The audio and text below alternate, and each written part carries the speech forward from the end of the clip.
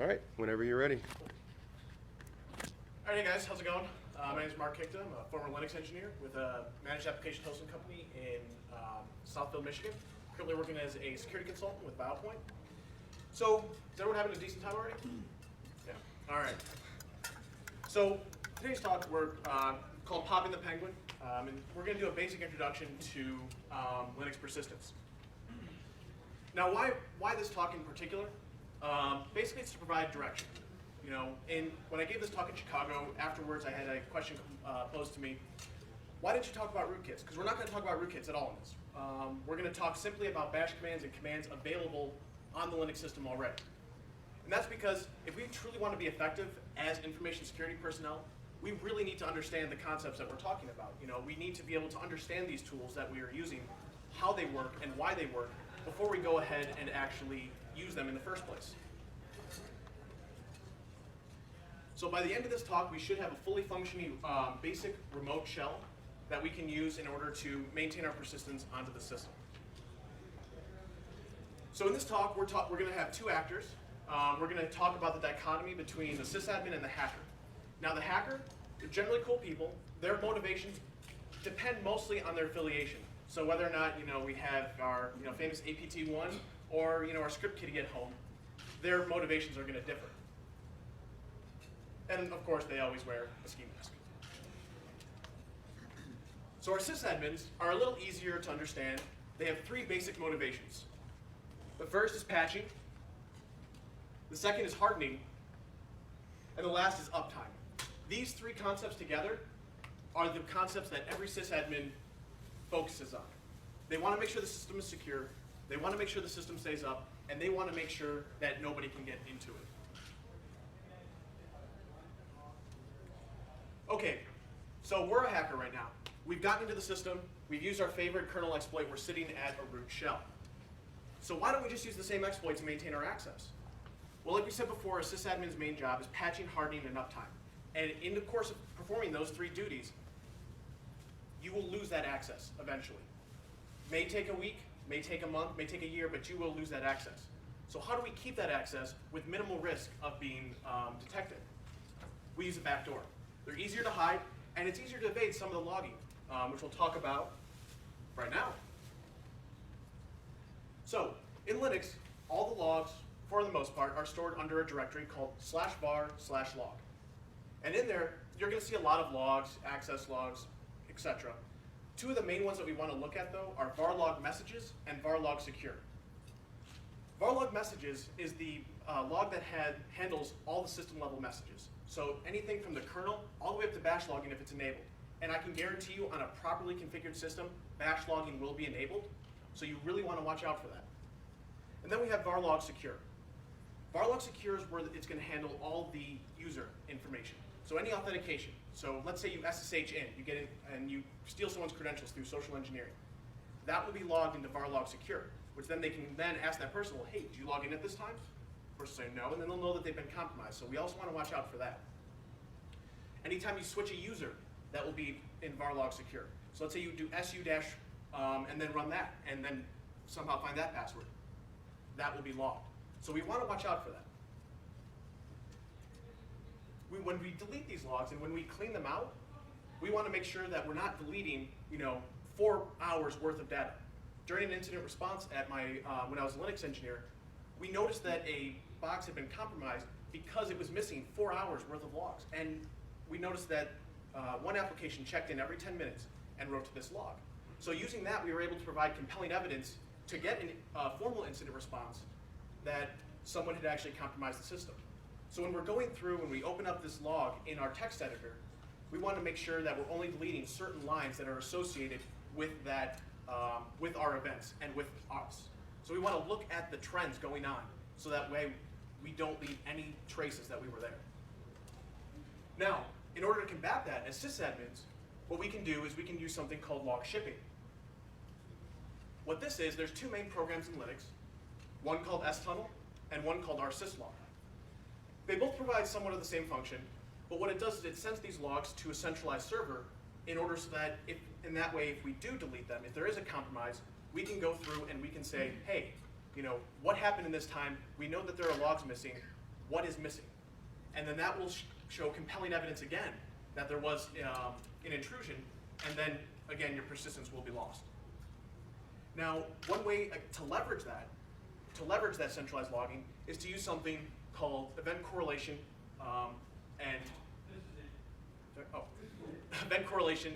using something called a SIEM, SIEM, which stands for Security Incident and Event Monitor. I don't know if any of you guys caught EggDropX speaking yesterday, but he was talking about somewhat of the same thing, except his had a blender, which was way more cool. But what you can do with an SIEM, and this is something that if you're intruding, you really want to watch out for, or if you're a sysadmin, you really want to look into getting, is that you can do something called event correlation. So let's say that you have, because in Varlog Secure, it'll record every failed login attempt as well. So let's say we want to correlate 500 failed login attempts and with one successful login for that same user.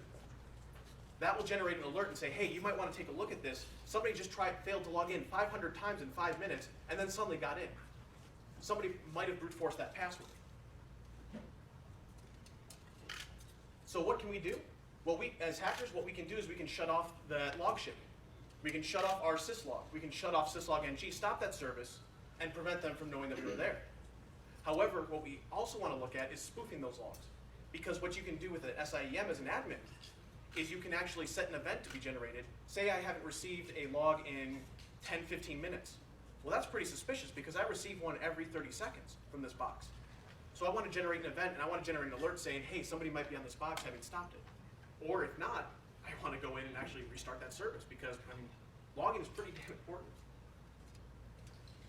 So let's assume that we don't have any, assume our admin doesn't know this. Let's assume that we successfully mitigated the risk of being detected through logs. So now we want to issue our first step in maintaining access, which is going to be the rogue user account. Now in Linux, for those of you who don't know, all the information for an account, all the account info, passwords, usernames, etc., are stored in two places: /etc shadow and /etc password. Etc shadow is going to contain all the hash password with a link back to the etc password file, which contains the username, UID, GID, and a bunch of other stuff. So how do we create it? Well, we're going to insert a line into etc password that looks something like this. This is an etc password entry. Now, to be honest, when I was first starting in Linux, this meant absolutely nothing to me. But it's actually quite organized. So you look right here, mkicta, that's going to be your username, followed by the UID and the GID, both being 0. Now a UID and GID of 0 is going to be the root account, which is the administrator, or it's more analogous to the system level user in Windows. This part right here is going to be a comment. So what does this user do? Is this the system's administrator? Is this the MySQL database user? Is this the postfix user? That's going to be the home directory, so you see we again make that root. And then we have the user shell, bash, which is born again shell. So we insert this into the middle of etc password with an appropriate comment, so that way if someone's doing a cursory investigation of an etc password file for any particular reason, they can look and say, well, hey, this looks legitimate, this looks like it belongs here. We insert this into etc password, and then we're going to run pwconv-r/. And what that is going to do is that's going to generate us a etc shadow entry. So it's going to send us a random password into the etc shadow file. And now what you can do is you can also open up etc shadow, and you can take that line at the bottom that it's going to generate and move it up if you want to be a little more secure and have a little more guarantee that you're going to remain persistent on the system. And then all you have left to do is run PASSWD followed by your username and change the password. And now you have a root account. Great, so what does that do? Well, you see this 0 again, going back to the 0 and the root account? That 0 links to the user root. So when we su dash into mkicta, that's going to automatically toss us into the root user. Because the way Linux handles usernames and the way Linux handles user accounts is it handles it by UID. So that UID of 0 is going to link to root, and so we don't even have to have the username to root once we get in. We won't need to have that Varlog secure issue. We can just get right in. So how do we mitigate? Well, there's about 3 different ways to do it, 3 main ways. How many of you in here are familiar with Tripwire at all? Cool, a good number of you. So there's two different versions of Tripwire. There's the freeware community edition that was originally created, and then there's the enterprise version. If you're trying to save money, as most sysadmins don't usually have a large budget, you're probably not going to be able to get the enterprise version unless you're, multi-million, multi-billion-dollar company. The problem with the freeware version is that it only checks in once a day. So it'll generate a hash value for each file that you want to look at, but it'll only check in once a day. So if we do have a SIM, if we do want to correlate events with time, it's not really good for our purposes. So then we can move on to something, configuration management like Puppet. Any of you guys use Puppet in your job at all? Puppet Enterprise? Okay. So Puppet is a configuration management tool. You have a Puppet server, and then that will pull down a copy of the file that it should be. So let's say that that a hacker introduces a line that says, like the one before, it will completely erase that and replace it with the last known good version of that file. Problem is that that doesn't really generate an event. It just replaces it silently and moves on.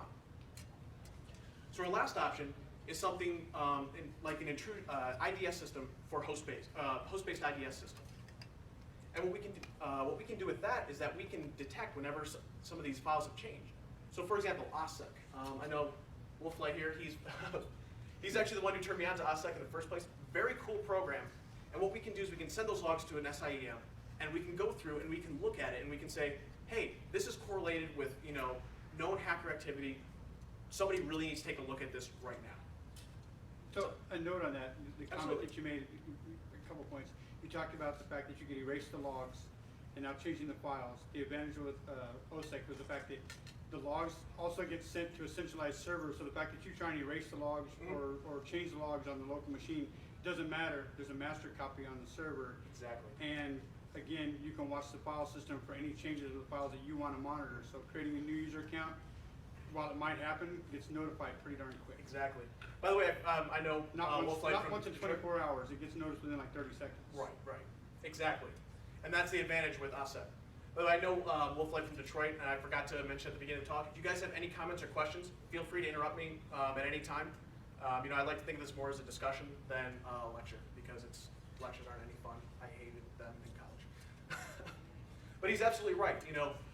If you can cut that time of detection down from 24 hours to 30 seconds, as a sysadmin, you'll have a much better time. But as a hacker, you also want to look out for that. So let's assume that mitigation never happened. Let's assume that, like myself, I didn't know about OSSEC when I was working as a sysadmin. Let's assume that you just have a regular system. So now we have our user account and our logs taken care of. How do we make sure that we can get in to use that user? Let's say that SSH is available. Let's say that there's a whole host of other reasons. It's behind a firewall. It's behind a load balancer. We can use something called Netcat. Now, Netcat is a fantastic tool. It describes itself as the networking Swiss Army knife. And it can do everything from opening listening ports, connecting to open ports, scanning, banner grabbing, tunneling, and a whole other host of just awesome features. We're going to pay attention to the first two, though, connecting to open ports and opening listening ports. So there are two main ways to open up a persistent connection, a forward and a reverse. The first way with forward, we would do two things. One, we would run this on the pop box. Now, there are two flags in there, -L and -V. If you notice the -V is in parentheses because it's optional. The -L says, I'm going to open a listening port, so fairly simple. And the -V just adds verbosity, so if I want to actually see what's going on. The 4242 is going to be the port we open. On some versions of Netcat, you're going to need to do a -P, but you can just run man nc or just nc-h, and that'll tell you the syntax for your version of Netcat. Then to connect back, we just do nc followed by the popped IP and the port, and we now have our tunnel open. That's great. So what happens if it's behind a firewall? Let's say port 4242 or any other port is blocked. We can't just stop a service and use the port that's open, because that's just going to alert the sysadmin right away. So what we want to do is we want to do something called a reverse connection. So the host, the pop box, is going to connect back to us. So we see we're going to run this on our machine. On the hacker's machine, we're going to run Netcat, and then the box is going to run Netcat back to you and open that tunnel from its end. It's going to be the initializer. So you can see the flow is almost exactly the same except for which one uses which. So in a forward connection, you're going to use a high-level port, 50,000, 10,000, something like that, to connect to port 4242 on this side. But if there's a firewall, most places don't do egress filtering. So what we can use a high-level port on this side, and then connect to port 4242 on this side, where we control what firewall and what comes through. So what's the point of this? Well, this will bypass, reverse connections bypass, as we said, inbound firewall, egress filtering. Does not bypass egress filtering, but it does bypass inbound firewall rules. It'll help with load balance environments. So let's say you have 10 hosts behind one single F5, and you don't know which host you're in. Well, if that host is connecting back out, then you have persistent access to that host. Because if you hit that one IP and it goes to 10 private ones, there's no guarantee that it's going to be load balanced to that same host again. So what's the point? Oh, right. So how do we get this host to connect back to us? Because, if we're on the host running NC to connect back to us, there's really no point in actually doing this in the first place. So the first method that we have are daemons. What you would run would be nc-l 4242, then an ampersand, for example, which would allow you to run as a daemon in the background. Doesn't work too well. Daemons die, processes die, boxes get rebooted. Not really great for our purposes in terms of persistence. So we have a better method, cron tab. How many of you are familiar with cron tab in Linux? Awesome. I know you are. So there's two cron tabs in the system. There's etc cron tab, which is the system-wide cron tab. And then there's var spool cron tabs, and then followed by a username. And that's going to be the user-specific ones. Now I'm assuming most of you who use cron tab on Linux use cron tab-e to edit and cron tab-l to list. Well, that's listing this one right here. etc cron tab, you actually have to go looking through. You have to go in and specifically look at that cron tab in order to see if anything's been added. Because cron tab-l will just show you your user cron tab. So we want to use this first one up here in order to add this entry. So for those of you who aren't familiar with cron tab, we have a handy little chart here for the syntax of cron. Pretty simple: minute, hour, day of the month, and then day of the week, followed by the command. So what this will do is this will run at 0200 on the 12th of every month, provided it is a Saturday or a Sunday, and it'll reboot. Absolutely useless command. Absolutely useless entry. But it just demonstrates the point in the syntax of how this actually works. So what's the point? We now have our connection. We can now send text back and forth. What do? Well, for starters, we can demoralize admins. Admins are very susceptible to trolling, and we can make them cry. Hopefully, if they cry enough, they won't actually be able to do their job well. Or, and crying admins are actually, not necessarily what we want to do. So there's three things that we can do. We can do egress filtering, total egress lockdown, and configuration control on the cron tab to prevent this. Or, now let's assume that there is no egress filtering. Let's assume that there is no egress lockdown. And let's assume there's no configuration control, because let's be honest, on most boxes, they want to do it for a budget. You want your web server to run on a budget, because it's not going to be the bulk of your business. It's depending on what you do. So what we can do is we can use something called I/O redirection to make this text flow actually useful for our purposes. Now we're going to take a little break here from the code, and we're going to go over how this actually works in Linux. Because with Bash, the born-again shell, which is what we use to interact with the system in Linux, uses flow programming primarily versus object-oriented programming. How many object-oriented programmers do we have in here? 1, 2, quite a bit. Now how many flow programmers do we have? 3, 4, 5. Significantly less. So, flow programming isn't that widely used anymore. But it's very cool when we combine the two together. So in the end of this, what we're going to do is we're going to combine flow and object-oriented programming together to make a really cool shell. So this is the first of our flow-based symbols that we use in order to change how the programming works.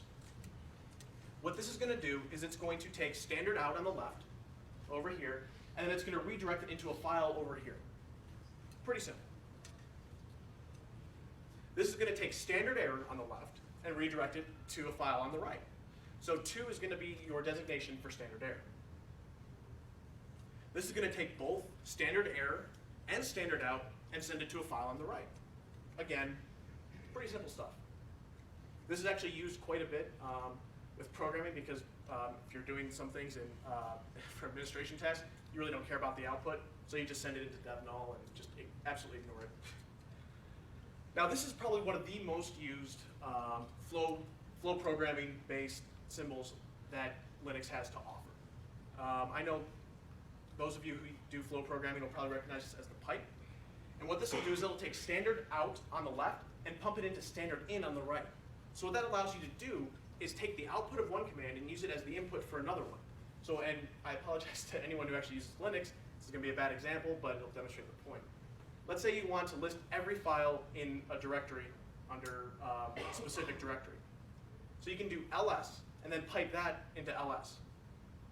Really bad example because you could use find. A whole lot of things you can do. You can use a flag in ls, but it demonstrates the point of using this pipe. This redirects standard input, so it'll use any file over here and use it as the standard input for a file on the left.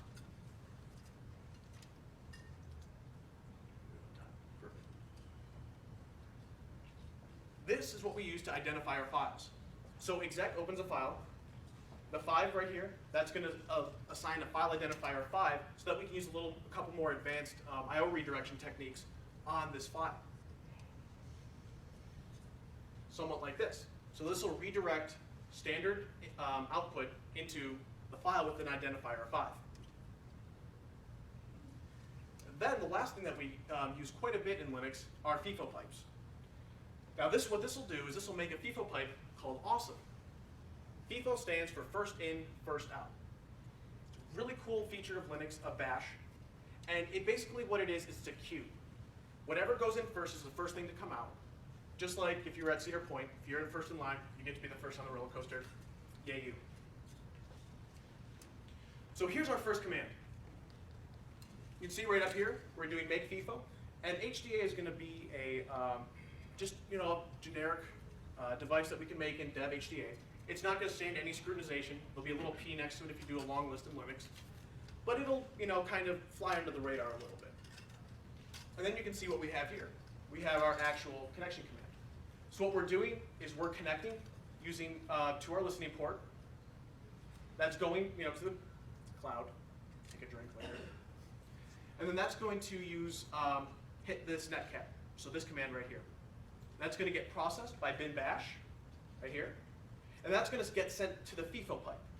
And that FIFO pipe gets redirected back through netcat. So you see we have this being replaced. Since this is a file, a FIFO pipe is a file, we can use our I/O redirection to send that back through the pipe. So any output that we get from running the command that's sent through here gets sent back to you. So that's our very basic bash shell. We're almost done. There's a second way to do this. There should be multiple ways to do everything. This is going to be using a command compiled into bash called devtcp. Now what devtcp does is it calls the cconnect command to connect over any port on any given IP address if it's allowed. The best way to think about devtcp is that it's a FIFO pipe but across a network. So it's a network-based FIFO pipe. So our make FIFO and our netcat, we're combining it together in something called devtcp. I prefer this way because it's a little more robust and it's just cooler, to be honest. Also, it's very useful if, let's say, the admin has removed netcat or it's just not available on your system. So here's the command. It's a little more complicated than the other one, but we'll go through it. This can basically be broken up into two parts, initialization and execution. So for our initiation part, we have exec. Exec opens a file. Here's our next part, exec dev TCP IP port. This opens a connection as a file, as a FIFO pipe essentially across the network on an IP and port. And then all this is doing is assigning that file, that FIFO pipe, that network FIFO pipe, an identifier of 5, so that we can use redirection on it. Execution part. Cat will take any file and it will print that to standard output. So what we're doing here is we're directing the file with an ID of 5, so our FIFO pipe, anything coming through that pipe, we're going to send it to standard out. This is your basic while loop. While read line, so while anything is being read, we're going to assign it to the variable line. We're going to execute line, and we're going to keep doing that until we reach an end of file. We're going to redirect standard error back through this network FIFO pipe. We're going to redirect standard out back through this network FIFO pipe. And so what we have is we have a line that will cat out a file with an ID of 5, redirect standard out to standard in of the while loop, read in the commands from line by line until attempting to execute them, and redirecting the output and error messages back through the pipe to your machine. Pretty cool stuff. So this is what it looks like. So if you remember, here's our netcat command, our netcat flow. It goes through and redirects back around. We're just adding one little part into it. Is that we're adding this little while loop that allows this connection to remain open for as long as we want. So it sends it back through the pipe, but then you can see the process actually goes back to the while loop, waiting for more input. All right. We are almost done, actually. A little ahead of schedule, too, so. Now let's say that somebody has actually put out or deployed an IDS and IPS. I mean, I'm sure most of you can see the problem with actual clear text commands going across the network. If there's anything that's suspicious, that's going to set off red flags among anything else. Because there's no time when you should be interacting legitimately with the system without encryption going on, whether it be SSH, RDP in Windows, anything. I mean, you shouldn't even be telnetting, to be honest, but I mean, I know people do it. So how do we solve this issue? How do we get around having our commands go through in clear text? What's up? Heard a question? Oh, okay. So we're going to use something called base64. So base64, if you don't know, it's just like base 8, base 10, base 16. It just has 64 characters in its alphabet.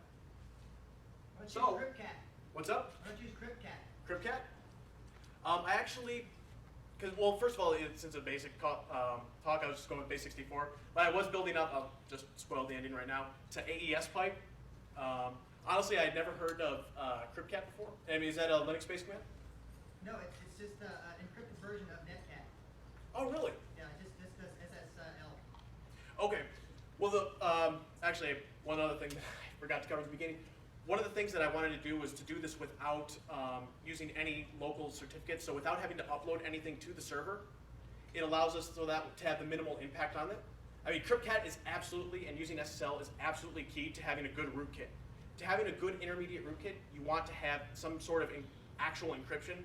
The problem with AES pipe is that it only works on objects, so like zip files, tar files, etc. So if you were actually making a rootkit, CryptCat would be a perfect example.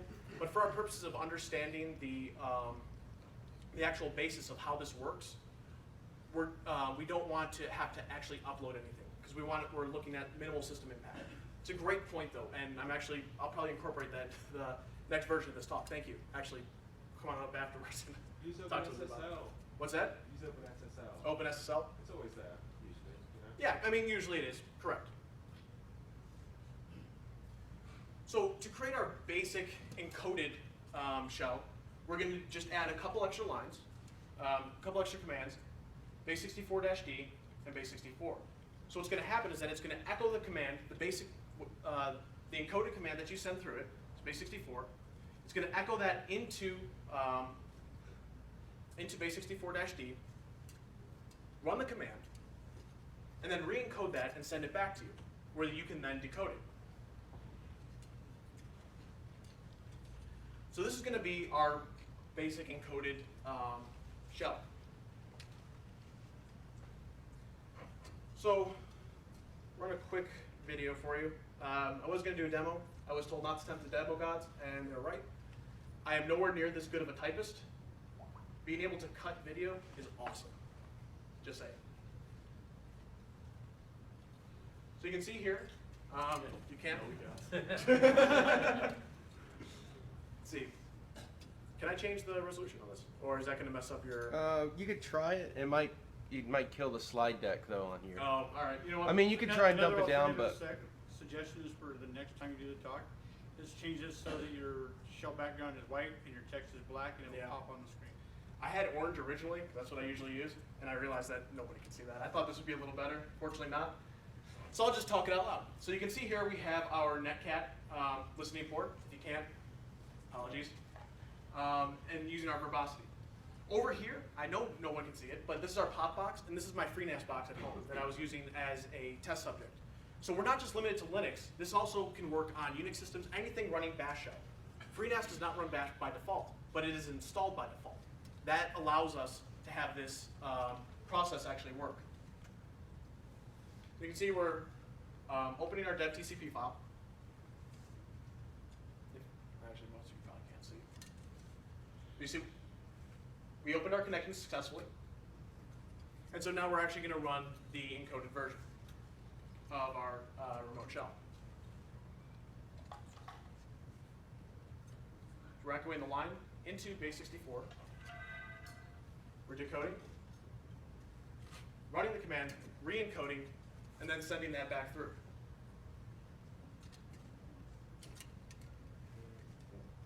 As I said, not a very good typist.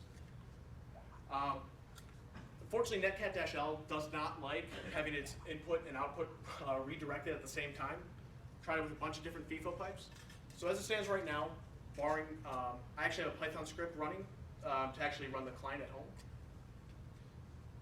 You'd probably have to use a Python script, but for our purposes, doing it manually demonstrates exactly what we're talking about. So you can see the response that we got that was base64 encoded back from the pop box, from our FreeNAS server, or Unix box. Then we echo that into a decode command. We can redirect that into a file, and then we can list the contents of that file. As you see, we have our FreeNAS followed by the list of our directory. So this can be pretty powerful if used in the correct ways. Obviously, you don't want to use just this. You want to combine this with other object-oriented options like Python, like CryptCat, like OpenSSL. And you can combine all these different ways into making a very potent, very transferable shell. Oops. Actually, come on. Oops.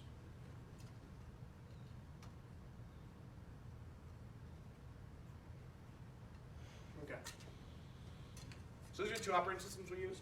I connected from Fedora to a FreeNAS box and was able to successfully have a persistent connection through that using the tools that we described in here. So to wrap it all up, if you're a sysadmin, there's a couple things that you want to do, and it basically boils down to this. Know what's going on in your environment, monitor your flows, monitor your logs, monitor your events. Depending on how paranoid you are, and if you're a good sysadmin, you should be incredibly paranoid. You should do egress filtering. Or if you're like my friend back in Detroit, Wolfgang Gorlick, you can just go ahead and do total egress lockdown. And I was actually having a pretty good talk with him about this before BSides, in that it's a completely session-based firewall. Unless you have an open, legitimate session to that port 80, nothing goes in, nothing goes out. Like I said, he's incredibly paranoid. So this is me, security consultant, former Linux engineer, play way too many games. Member of MySec, and you can get me on Twitter. Here are the references that I used. Does anyone have any questions? If not, we can go ahead and end early today. But yeah, go for it. So I've seen this done in Perl, Mm-hmm. completely, everything done in Perl. If you use Netcat will show up in the proper list processes, so it's Absolutely. stands out while you're running Netcat on the system. If you're doing this in Perl, it's very, you can just browse through here. Perl script is running, and that will be fine. Most of the time, you just look over. Other thing is that that was being turned to 450 gig.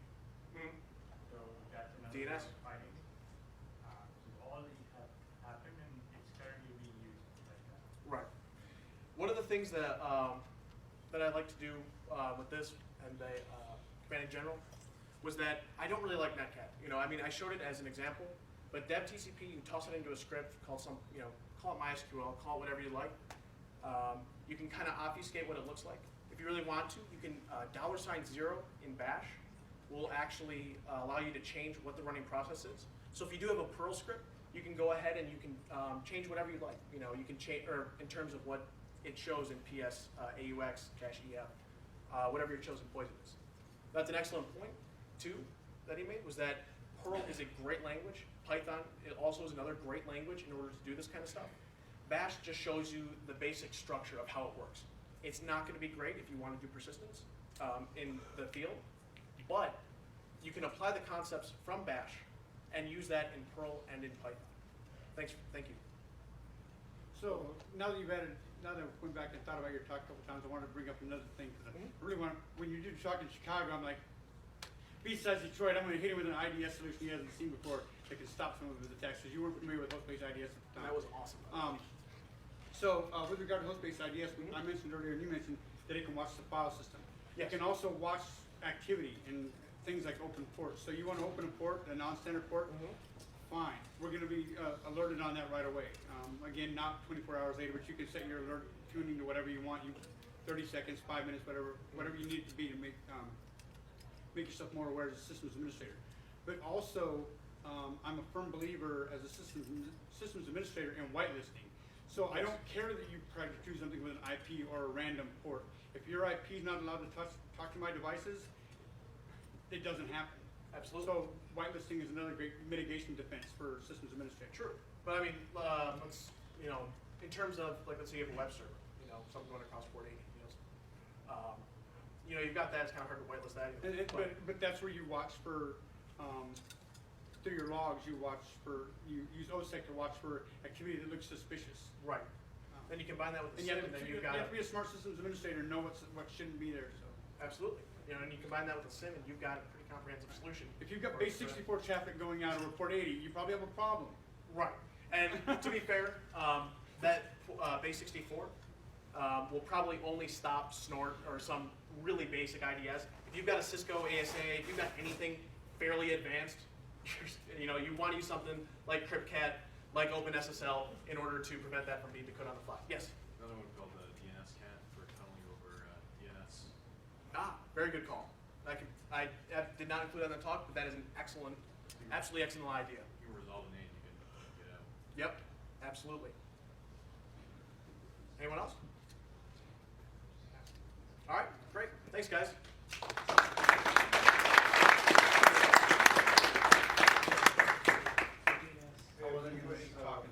Thanks, man. Hey, not a problem, man. Keep credit where credit's due.